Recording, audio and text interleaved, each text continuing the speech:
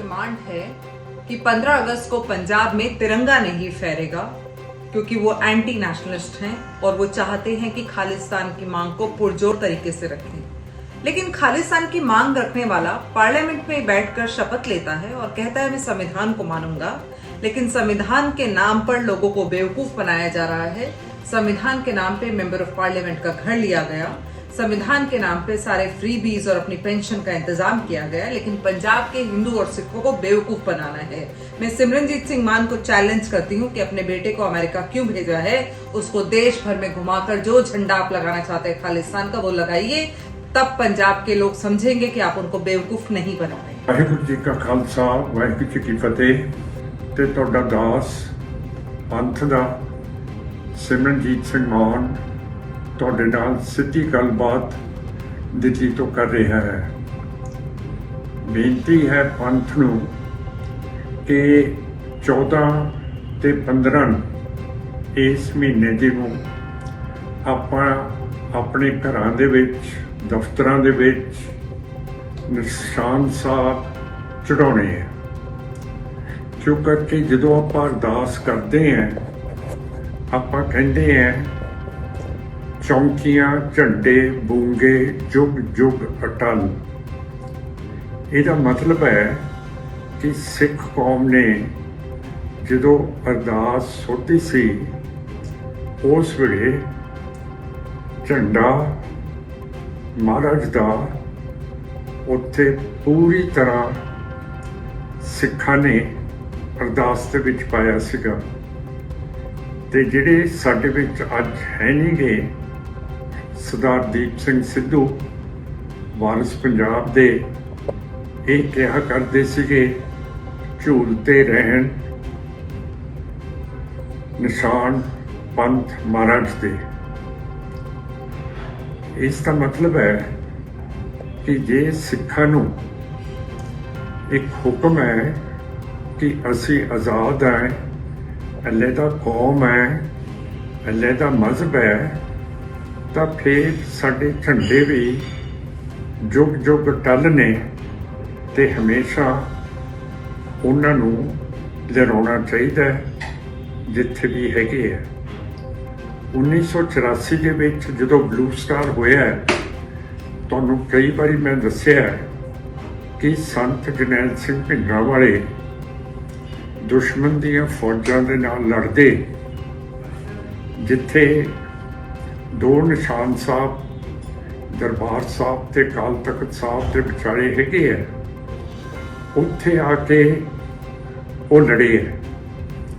ਉਹਨਾਂ ਦੀ ਛਾਤੀ ਦੇ ਵਿੱਚ 74 ਗੋਲੀਆਂ ਵੱਜੀਆਂ ਸੀ ਤੇ ਉਹ ਝੰਡਿਆਂ ਦੇ ਕੋਲੇ ਹੀ ਨਾਲ ਲੱਗ ਕੇ ਉਹਨਾਂ ਨੇ ਸ਼ਹਾਦਤ ਪਾਈ ਹੈ।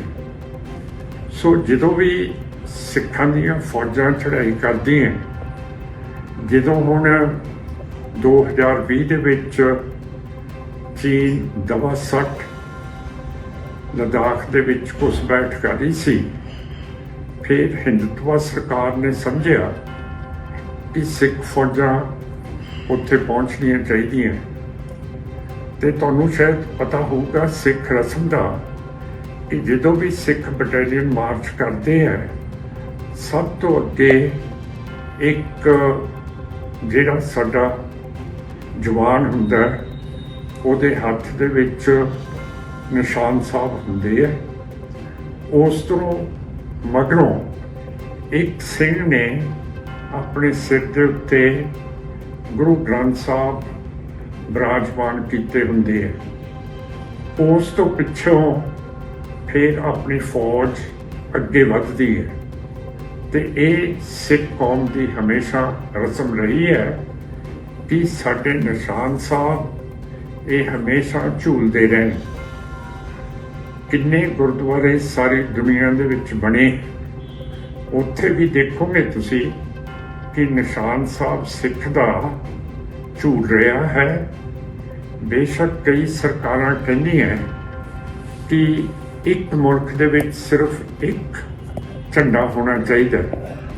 ਸੋ ਇਹ ਬੜਾ ਜ਼ਰੂਰੀ ਹੈ ਕਿ 14 ਤੇ 15 ਤਰੀਕ ਅਗਸਤ ਦੀ ਨੂੰ ਆਪਾਂ ਸਾਰਿਆਂ ਨੇ ਆਪਣੇ ਨਿਸ਼ਾਨ ਸਾਹਿਬ ਆਪਣੇ ਘਰਾਂ ਦੇ ਉੱਤੇ ਚਲਾਉਣੇ ਨੇ ਔਰ ਇਹਨਾਂ ਨੂੰ ਸਲੂਟ ਦੇਣਾ।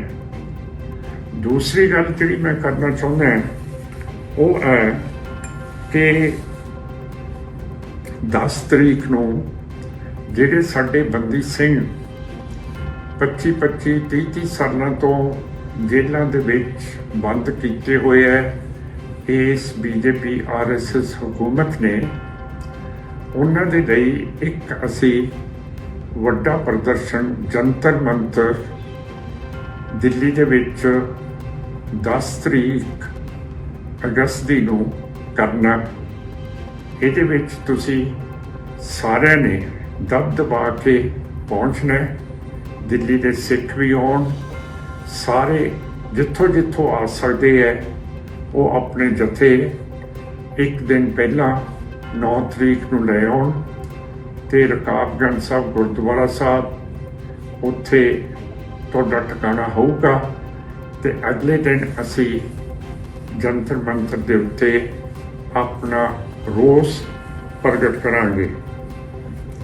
ਫਿਰ ਮੈਂ ਕਹਿਣਾ ਚਾਹੁੰਦਾ ਕਿ ਨਿਸ਼ਾਨ ਸਾਹਿਬ ਇੰਨਾ ਸਾਡੇ ਲਈ ਮਹੱਤਤਾ ਰੱਖਦਾ ਹੈ ਕਿ ਬਾਬਾ ਬਘੇਲ ਸਿੰਘ ਨੇ 1783 ਦੇ ਵਿੱਚ ਪਹਿਲੀ ਵਾਰੀ ਜਦੋਂ ਦਿੱਲੀ ਫਤਿਹ ਕੀਤੀ ਹੈ ਉਦੋਂ ਉਹਨਾਂ ਨੇ ਲਾਲ ਕਿਲੇ ਦੇ ਉੱਤੇ ਨਿਸ਼ਾਨ ਸਾਹਿਬ ਚੜ੍ਹਾਤਾ ਸੀਗਾ। ਉਸ ਤੋਂ ਬਾਅਦ 2021 ਦੇ ਵਿੱਚ 26 ਜਨਵਰੀ ਨੂੰ ਸਾਡੇ ਸਰਦਾਰ ਦੀਪ ਸਿੰਘ ਸਿੱਧੂ ਨੇ, ਸਰਦਾਰ ਜਸਕਰਨ ਸਿੰਘ ਨੇ ਤੇ ਵਾਂ ਤੋਂ ਜਿਹੜੇ ਇੱਕ ਦਲੇਰ ਸਿੱਖ ਸੀਗੇ ਯੁਵਰਾਜ ਸਿੰਘ, ਉਹਨਾਂ ਨੇ ਵੀ ਲਾਲ ਕਿਲੇ ਦੇ ਉੱਤੇ ਨਿਸ਼ਾਨ ਸਾਹਿਬ ਚੜ੍ਹਾਤੇ ਸੀਗੇ। ਸੋ ਇਹ ਸਾਰੀਆਂ ਗੱਲਾਂ ਮੈਂ ਤੁਹਾਡੇ ਨਾਲ ਕਰ ਰਿਹਾ। ਇਹ ਕੌਮੀਅਤ ਦੇ ਨਾਲ ਇਹਨਾਂ ਦਾ ਜ਼ਿਕਰ ਹੈ ਤੇ ਕੌਮੀਅਤ ਨੂੰ ਆਪਾਂ ਨੇ ਹੁਣ ਜਦ ਤੱਕ ਤੁਸੀਂ ਸਾਡੀ ਪਾਰਟੀ ਨੂੰ ਫਤਵਾ ਦਿੱਤਾ ਇਲੈਕਸ਼ਨਾਂ 'ਚ, ਅਸੀਂ ਸਿੱਖ ਕੌਮੀਅਤ ਨੂੰ ਵੱਡਾ ਕਰਨਾ, ਤਕੜਾ ਕਰਨਾ, ਤੇਜ਼ ਕਰਨਾ, ਜੋ ਕਰਕੇ ਦੂਜੀਆਂ ਕੌਮਾਂ ਉਹ ਵੀ ਹੁਣ ਬਹੁਤ ਤਕੜੀਆਂ ਹੋ ਰਹੀਆਂ ਤੇ STPC ਦੇ ਇਲੈਕਸ਼ਨਸ ਨਹੀਂ ਹੋ ਰਹੇ। 11 ਸਾਲਾਂ ਤੋਂ ਸਰਕਾਰ ਇਸ ਦੇ ਇਲੈਕਸ਼ਨ ਨਹੀਂ ਕਰਾ ਰਹੀ। ਇਸ ਕਰਕੇ 15 ਸਤੰਬਰ ਨੂੰ UN ਵੱਲੋਂ ਦੱਸਿਆ ਗਿਆ ਕਿ ਇਹ ਜਮਹੂਰੀਅਤ ਦਿਨ ਮੰਨਿਆ ਜਾਊਗਾ ਤੇ 15 ਸਤੰਬਰ ਨੂੰ ਦਰਬਾਰ ਸਾਹਿਬ ਦੇ ਕੋਲੇ ਆਪਾਂ ਇੱਕ ਬਹੁਤ ਵੱਡਾ ਇਕੱਠ ਕਰ ਰਹੇ ਹਾਂ ਕਿ ਸਾਡੀ ਸਿੱਖਾਂ ਦੀ ਜਮਹੂਰੀਅਤ ਉਹ ਕਿਉਂ ਮਾਰੀ ਗਈ ਹੈ। ਕੱਲ ਕਾਂਗਰਸ ਪਾਰਟੀ ਨੇ ਵੀ ਜਮਹੂਰੀਅਤ ਦੇ ਮੁੱਦੇ ਦੇ ਉੱਤੇ ਸਾਰੇ ਦੇਸ਼ ਦੇ ਵਿੱਚ ਮੁਜ਼ਾਹਰੇ ਕੀਤੇ ਹੈ, ਪਰ ਉਸ ਨੇ ਇਹ ਨਹੀਂ ਦੱਸਿਆ ਕਿ ਸਿੱਖਾਂ ਦੀ ਜਿਹੜੀ ਸ਼੍ਰੋਮਣੀ ਗੁਰਦੁਆਰਾ ਕਮੇਟੀ ਹੈ ਉਹਦੇ ਇਲੈਕਸ਼ਨ ਜਿਹੜੇ ਕਾਨੂੰਨ ਦੇ ਰਾਹੀਂ ਹੋਣੇ ਚਾਹੀਦੇ ਹੈ ਪਿਛਲੇ 11 ਸਾਲਾਂ ਤੋਂ ਨਹੀਂ ਹੋ ਰਹੇ। ਸੋ ਮੈਂ SGPC ਨੂੰ ਸਾਰੀਆਂ ਮੁਲਕ ਦੀਆਂ ਪਾਰਟੀਆਂ ਨੂੰ ਬੇਨਤੀ ਕਰਦਾ ਕਿ ਤੁਸੀਂ 15 ਸਤੰਬਰ ਨੂੰ ਦਰਬਾਰ ਸਾਹਿਬ ਦੇ ਕੋਲੇ ਆ ਸਕਦੇ ਹੋ ਤੇ ਜਿਹੜਾ ਅਸੀਂ ਇਕੱਠ ਕਰਨਾ ਉਹਦੇ ਵਿੱਚ ਸ਼ਰੀਕ ਹੋ ਸਕਦੇ ਹੋ। ਇਹਨਾਂ ਗੱਲਾਂ ਦੇ ਨਾਲ ਮੈਂ ਤੁਹਾਡਾ ਬਹੁਤ ਸ਼ੁਕਰੀਆ ਕਰਦਾ ਹੋਇਆ ਫਤਿਹ ਅਰਜ਼ ਕਰਦਾ। ਵਾਹਿਗੁਰੂ ਜੀ ਕਾ ਖਾਲਸਾ, ਵਾਹਿਗੁਰੂ ਜੀ ਕੀ ਫਤਿਹ। ਹੁਣ ਤੁਸੀਂ ਦੇਖ ਸਕਦੇ ਹੋ ਗਲੋਬਲ ਪੰਜਾਬ ਟੀਵੀ ਨੂੰ ਡਾਊਨਲੋਡ ਕਰੋ ਸਾਡੀ ਐਪ ਐਂਡਰੋਇਡ ਜਾਂ iOS ਤੇ ਫ੍ਰੀ ਵਿੱਚ, roku ਅਤੇ Amazon Fire TV ਤੇ ਜਾਂ Apple TV ਤੇ। ਨਾਲ ਹੀ ਦੇਖ ਸਕਦੇ ਹੋ ਲਾਈਵ ਸਟ੍ਰੀਮਿੰਗ www.globalpunjabtv.com ਤੇ।